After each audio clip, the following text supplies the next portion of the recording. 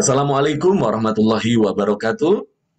Jumpa kembali dalam ISQ Talk untuk edisi di hari ini bicara soal personal transformation atau kami biasa mengusung tema juga di hari ini character building. Sahabat-sahabat kami, ada riset yang menarik untuk kita bincangkan hari ini ya, bagaimana hubungannya antara corporate culture dengan komitmen individu terhadap nilai-nilai luhur.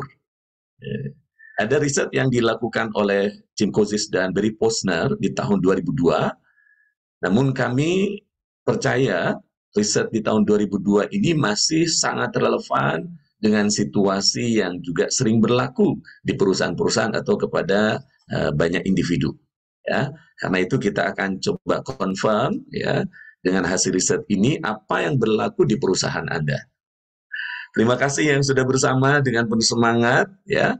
Kita akan membahas bagaimana hubungannya antara corporate transformation dengan personal transformation. Mana yang harus didahulukan atau menjadi fokus jauh lebih besar. Baik, kita mulai dengan hasil riset ini. Kita melihat ada kuadran 1 ya. Kalau kita membacanya kuadran 1 berarti individu yang secara nilai-nilai ini memang longgar. Dia tidak punya komitmen yang kuat terhadap kejujuran, tanggung jawab, ya, kreativitas, kerjasama. Dia lemah ya dalam hal nilai-nilai individu seperti itu. Kebetulan juga dia rupanya ada di perusahaan atau di institusi juga yang tidak peduli dengan nilai-nilai.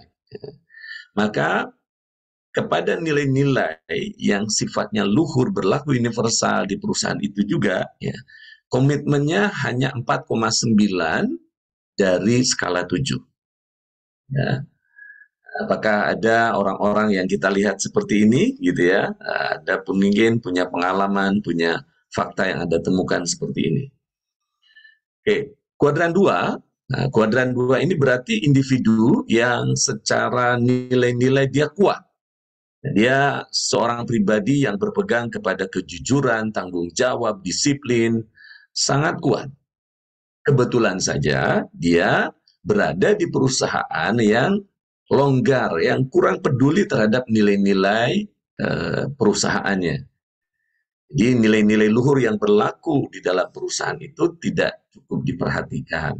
Nah, orang ini terhadap nilai-nilai tadi apa saja ya, meskipun tidak dinyatakan, tidak dilakukan sebagai sebuah gerakan menjadi budaya kerja di dalam perusahaan itu ya.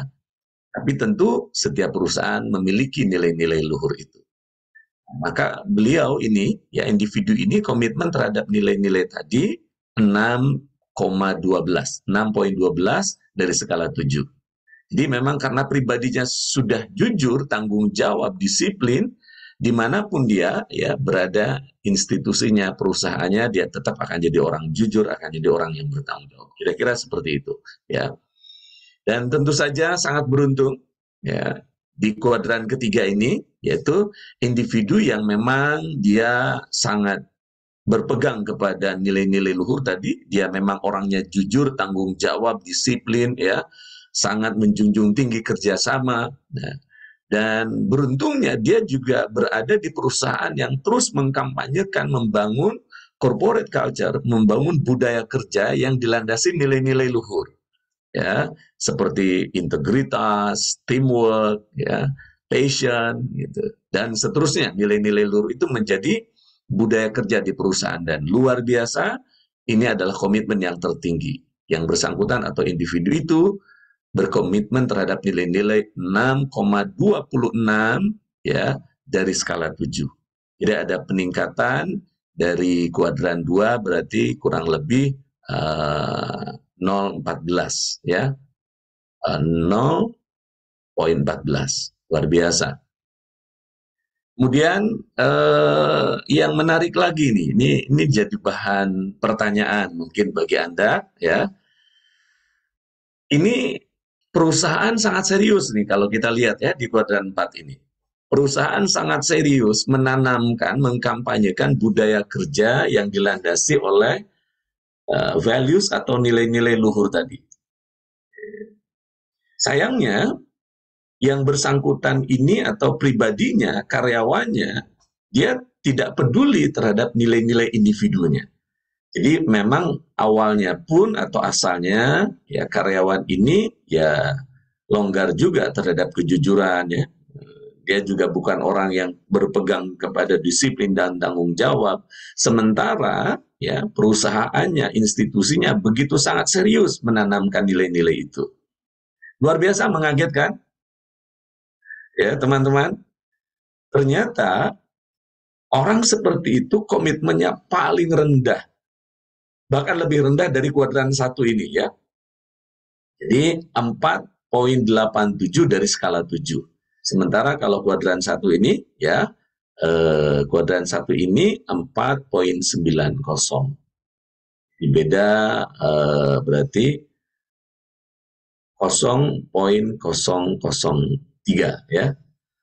0,03 maaf perbedaannya. Luar biasa. Apa yang boleh kita ambil insight-nya dari riset ini? Berarti apakah teman-teman ya sahabat baik kami yang bersama di dalam forum ini juga merasakan hal yang serupa ya? Boleh kita refleksikan dalam kenyataannya sehari-hari ya.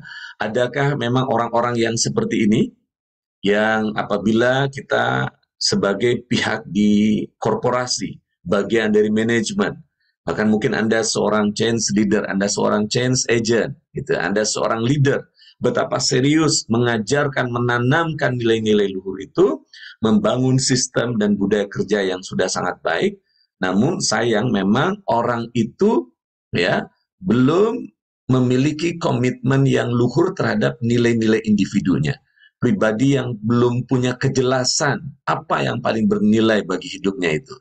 Ya, artinya secara perilaku dia orang yang tidak jujur, ya, tidak tanggung jawab. Kepada orang seperti itu, rupanya upaya-upaya yang sangat serius dari korporasi, dari institusi, dampaknya atau hasilnya tidaklah signifikan. Bahkan cenderung dia mungkin akan menjadi penentang atau orang-orang yang malah menjadi provokator ya.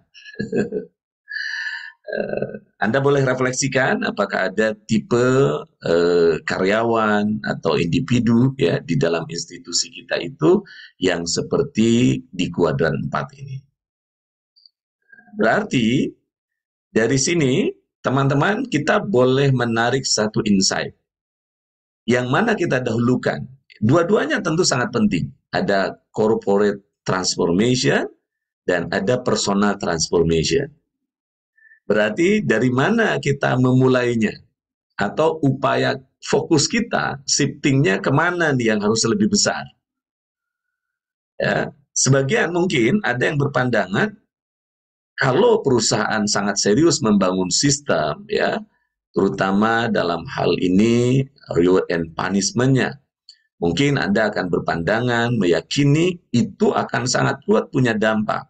Iya, tentu saja kalau berdasarkan riset ini, dengan catatan memang ada modal yang sangat baik di individu tersebut terhadap komitmen nilai-nilai individu. Artinya nilai-nilai luhur yang berlaku secara universal memang pada individu tersebut sangat menghargainya. Upaya itu rupanya tadi ya punya komitmen yang sangat tinggi bahkan. Ya, tadi komitmennya adalah 6,26 dari skala 7 paling tinggi. Dan saya kira itu yang kita harapkan.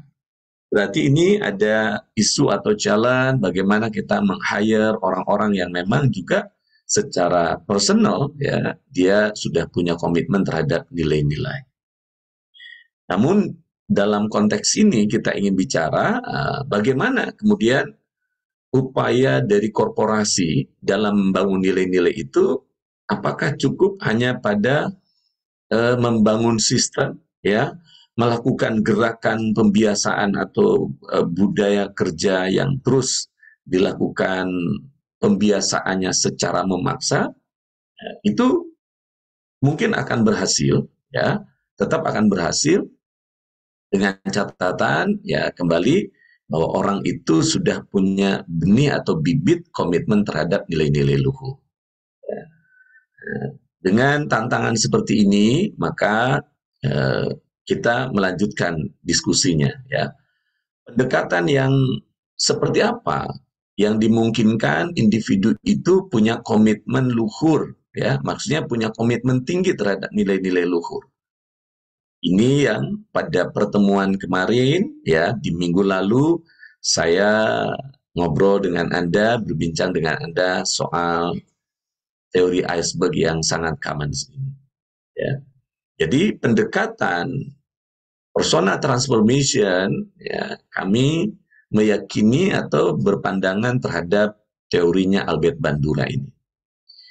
Kalau ingin membangun individu yang memiliki transformasi dengan baik terhadap perubahan perilakunya, nilai-nilai di dalam dirinya, maka upaya yang harus dilakukan adalah menanamkan ya nilai-nilai korporasi itu, bahkan ya memberikan pemahaman, kesadaran, nilai-nilai individu itu sesungguhnya berkaitan erat dengan belief systemnya, dengan sistem keyakinan yang dianutnya. Artinya orang-orang yang jujur tadi, tanggung jawab tadi itu, ya, yang punya disiplin, dia akan punya komitmen teguh terhadap nilai-nilai itu apabila datangnya atau terikat kesadarannya terhadap nilai itu dengan sistem keyakinannya. Contoh ya, antara orang yang jujur karena melihat ini sebagai sebuah kepentingan quote-unquote dari perusahaan, dia punya karir yang dipersyaratkan tentu harus jujur, harus disiplin, harus punya tanggung jawab yang besar, ya. Orang ini juga akan punya komitmen. Tapi Anda bayangkan komitmen yang berbeda, kekuatannya tentu dengan orang-orang yang meyakini, ya, karyawan kita, leader-leader kita yang meyakini bahwa jujur itu adalah juga kaitannya dengan sesuatu yang sifatnya spiritual di dalam jiwa kita. Nah, pendekatan inilah yang diusung oleh ESQ, ya, menanamkan nilai-nilai itu dengan fondasi sistem keyakinan. Bahwa kalau kita berlaku jujur, sebenarnya itu adalah bahasa universal atau bahasa spiritual yang universal. Setiap jiwa itu terikat kepada nilai luhur karena itu adalah bukti perjanjian jiwa manusia dengan yang maha terpercaya, yang maha jujur. Luar biasa. Mungkin ini satu pandangan yang Anda jarang menemukannya, bahkan mungkin dalam pandangan psikologi positif sekalipun, karena ini beyond ya daripada positif psikologi.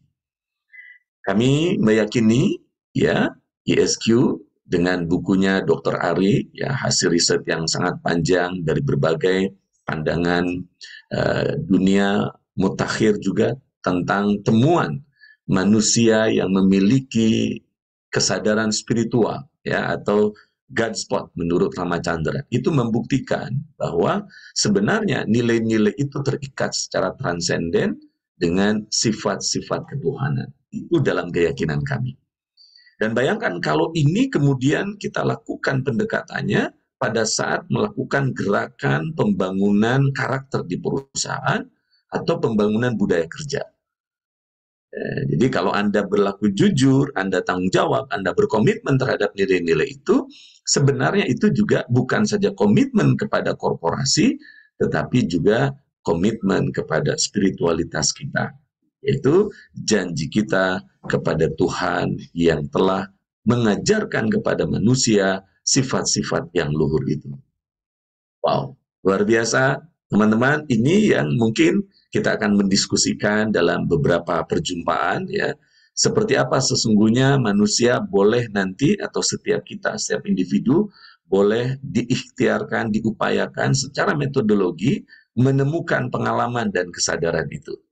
Ya, jadi Tentu kalau Anda kali pertama berjumpa dengan saya dan punya pandangan seperti ini, Anda mungkin bisa jadi ya berhadap-hadapan atau menerima langsung pandangan ini, tentu dengan sangat senang hati kita akan mendiskusikan ini dengan sangat baik. Ya, forum ini, eh, acara ini ya kami buat tentu juga untuk mengenalkan kepada siapa saja ya praktisi atau pemerhati pembangunan karakter, pemerhati pengembangan SDM, bahkan Anda pelaku pengembangan SDM di perusahaannya ya, kita dapat berbincang ini lebih jauh lagi ya, karena tentu konsepnya nanti akan kami sampaikan secara utuh dan kita bahas dengan tentu bertahap. Di bagian pertama, kami ingin punya pandangan atau kami ingin menyampaikan satu pandangan yang seperti tadi, nilai-nilai individu ya, kalau kita lihat dari risetnya Coach Posner tadi, ya, individu yang komitmennya paling rendah justru di antara empat kuadran ini ya, di antara tiga kuadran lainnya, karena individu ini sebenarnya belum menemukan jati diri terhadap nilai-nilai luhur itu sebagai sebuah komitmen spiritual. Jadi menyangka, mungkin mengira bahwa nilai itu hanyalah sebuah konsensus di dalam kehidupan sosial. Yang namanya konsensus ya, tentu dalam kesempatan tertentu kita ya, datang satu sifat kemanusiaan mungkin melihat bahwa ini longgar dalam pengawasan gitu ya. Dimungkinkan nggak manusia kemudian menjadi longgar komitmennya terhadap nilai-nilai luhur. Tapi kalau itu datangnya secara intrinsik dalam kesadarannya bahwa nilai itu adalah sebuah ikatan janji antara dirinya dengan Tuhan, maka itu yang teman-teman bisa bayangkan ya, hasilnya atau outputnya dia nanti menjadi pribadi yang pasti berpegang teguh kepada nilai-nilai luhur itu. Dan kalau kita lihat, pribadi seperti itu adalah yang ada di kuadran 2 ini, ya, yang ada di kuadran 2. Nah, orang di kuadran 2 ini betapa sangat beruntungnya nanti perusahaan ya kalau dapat orang-orang seperti ini, atau bisa melahirkan ya orang kuadran 1 ini bergerak ke kuadran 3 ya, dan juga orang yang di kuadran 4 ini mungkin dengan segala upaya yang boleh kita lakukan ya, tidak lagi pendekatannya outside in ya, dalam bentuk pengajaran, pemberitahuan gitu ya, kemudian juga indoktrinasi yang sifatnya dari luar, tapi kita bawa dia dalam pendekatan yang sifatnya inner journey ya, perjalanan ke dalam dirinya, memahami bahwa nilai-nilai luhur dalam diri kita ya adalah anugerah Tuhan. Jadi yang namanya kita berlaku jujur, berlaku adil, berlaku tanggung jawab, itu bukan pengajaran dari lingkungan, tapi itu sebenarnya given. Itu kalau kita tanya kepada setiap jiwa manusia, ya dari berbagai bangsa, warna kulit, bahkan berbagai agama, akan punya persetujuan yang sama terhadap nilai-nilai luhur. Nah, orang-orang yang di kuadran 4 ini dimungkinkan dalam pandangan kami, dia sedang lupa terhadap dirinya, kemanusiaan yang sejati sebagai makhluk spiritual. Ya. Ini yang akan kita bahas kawan-kawan ya. Seperti apa, bagaimana tahapannya membawa kesadaran nilai itu sebagai sesuatu yang ditemukan di dalam diri dan akhirnya terikat dalam sistem keyakinan secara spiritual, secara transenden kepada Tuhan. Anda dapat bayangkan orang-orang yang berlaku jujur ya, bukan karena sistem pengawasan, bukan juga karena sekedar dorongan-dorongan dari luar, tetapi yang sangat menguat adalah persaksiannya, keyakinannya, ini adalah komitmen dirinya terhadap Tuhan. Wow, Anda dapat bayangkan itu. Ya, sampai ketemu lagi teman-teman, kita di dalam diskusi ini YSQ Talk untuk sesi kita di setiap hari Minggu ini, setiap hari Ahad, berbincang tentang persona transformation atau berbincang tentang karakter building. Saya Coach Iman Gihardimansyah, license dari Dr. Ali, ya, untuk trainer YSQ, dan bagian daripada memperoleh kehormatan sebagai eh, Kepala Divisi untuk Pengembangan Budaya Kerja di ISQ Corporation. Terima kasih kebersamaannya. Kita jumpa lagi di pertemuan Ahad depan, minggu depan. Assalamualaikum warahmatullahi wabarakatuh. Semangat pagi.